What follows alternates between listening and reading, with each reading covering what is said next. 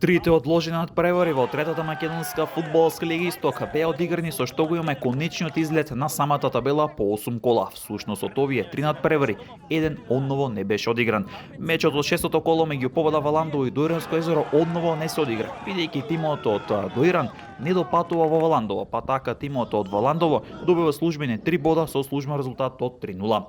Надпреворот од седмото коло, кој всушност беше дерби меѓу Хоризонт Турново и Побода Валандово, заврши без победник со 6 гола за делба на водовоите. Двете екипи одиграа 3:3.